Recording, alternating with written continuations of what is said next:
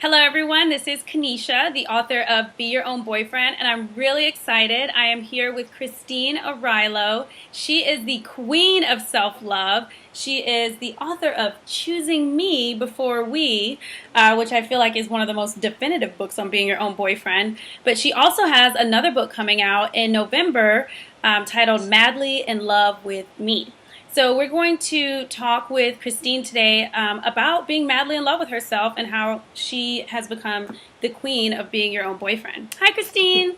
Hi, hello, So, hello. Christine, for my readers and my subscribers, can you tell us a little bit how you work as an inspirational catalyst for women and girls?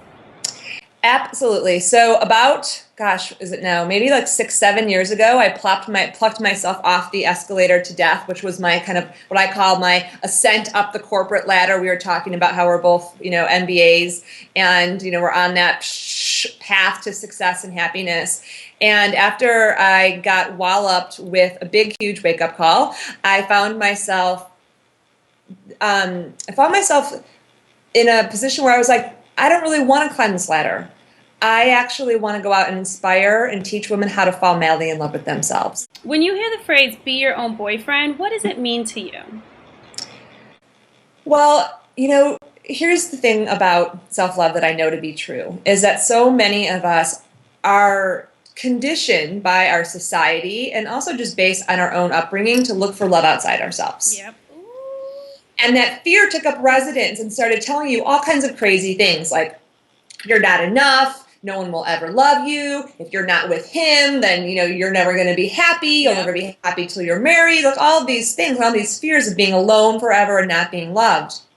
And it took you away from the knowing that you are loved. And so we go back on this journey. The self-love journey is really all about the journey. Excuse me. I get so excited talking about self-love. Choking on self-love.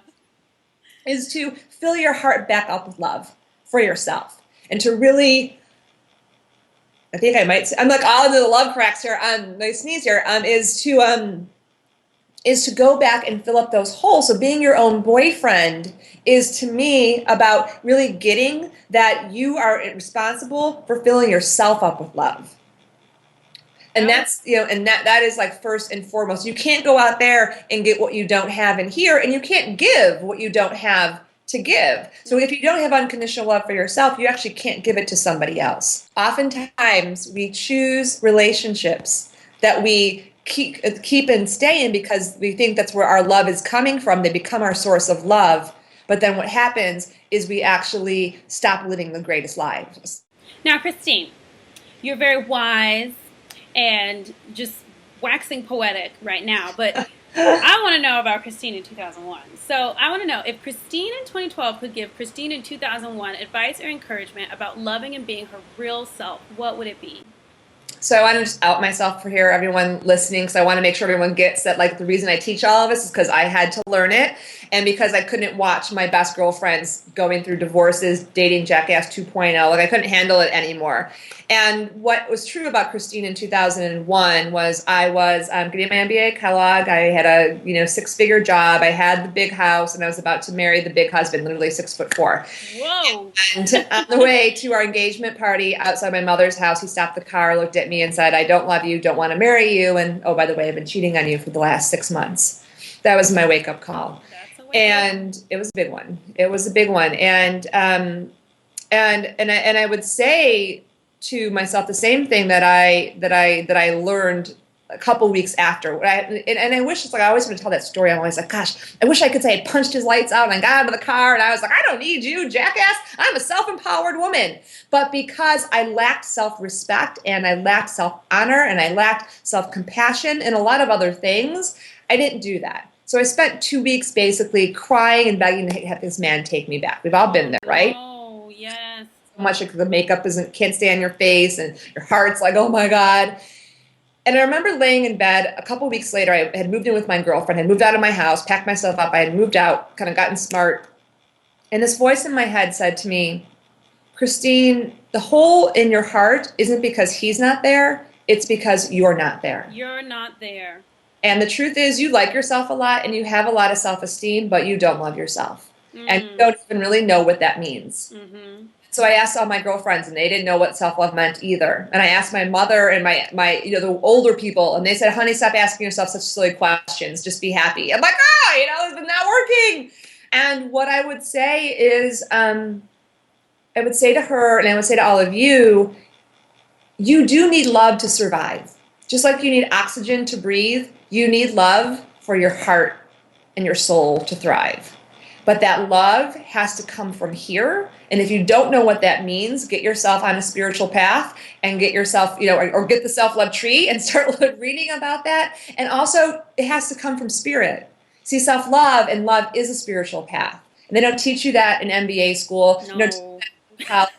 And I'm not talking about religion, because spirituality includes everybody. Yep. So whatever name you call spirit, it's just that you have to know that that source is there for you whenever you need it. So in those loneliest times, like when you're so lonely and you go back to the jackass, even if he's not a jackass, you go back because you're scared, because you don't have that connection to what I call your divine downline to love. And that's like, if you're going to spend energy anywhere, spend it on developing your divine downline to love, and you will love yourself more, and you will look for love outside yourself less. I love it. So you mentioned spirituality. And after what you described as your wake-up call in 2001, you mentioned that you went on a variety of spiritual adventures that turned your life around. Please tell us about these spiritual adventures. And can we do them too? Yes. It's the whole world, the spiritual Candyland. It's out there for you. And I've had the great fortune of studying with spiritual teachers around the world. So I had my own Eat, Pray, Love moment, but I cut my full-time job and was in graduate school still at the same time. And so it ranged from a couple things. One is really connecting with the spiritual community. And I remember I started going to a Unity church in Chicago. And I remember I walked in, and Unity is a spiritual community. It has nothing to do with whatever denomination you are. Centers for Spiritual Living are also the same. And I walk in, everyone's touching each other, and they're hugging, and they're singing. And I'm like, this isn't church. What's going on? And I reconnected to my divinity in that sanctuary. Beautiful. I love it. So in closing, Christine, can you give us some, tips and strategies or things that you did, like specific things you did that were kind of you being your own boyfriend during this whole life-changing experience that you had? Absolutely. So a couple things, and I'm big into the daring acts of love. It's one of the things that I do and I give, and my new book is full of these daring acts of love. So I'm going to give you two. The first one is to take yourself out on a romantic date. Yes! And I mean it. I mean, you get dressed up, you pick a nice restaurant, and you go out and you have, and maybe even make it a retreat. I double dog dare you to make it like a weekend retreat for yourself. Okay. And just go to be with yourself. No texting anyone, no emailing anyone, and you will start to listen to yourself. You will start to hear yourself. And you can journal, you can go for walks, and just really be with yourself. And if you do the romantic dinner, come home and get yourself some nice music. India Arylo, really recommend her. Some hot chocolate, and then journal or read and just be with yourself. Dance in your living room. Like, self-love is a daring act, and it's kind of goofy sometimes. And so that would be my daring act of love number one. I love it. And then my daring act of love number two is to write a love letter to yourself. But not to yourself today, to yourself over the course of your life. And so you go back over the course of each decade. So you write to yourself as a teenager. So pick whatever year, 14, 15, 16. Then you write to yourself in your 20s. And then you write to yourself in your 30s, all the way up to you get to right now. And write down, just like the question you asked me, what you would say to her. What are the things she didn't know? And as you write that out, at the end of the paragraph, just write, you were doing the best that you could. So self-forgiveness and self-compassion is huge. You were doing the best that you could. That's a way you can be your own boyfriend, by just giving yourself permission to love yourself. I love it. And the last thing I just wanted to say is the idea of going on a romantic date by yourself and no texting and distracting yourself away from the experience of being with yourself, I think that could be really terrifying for a lot of women. And the idea of a retreat, I love it. I think it's exactly what you said, a daring act of love.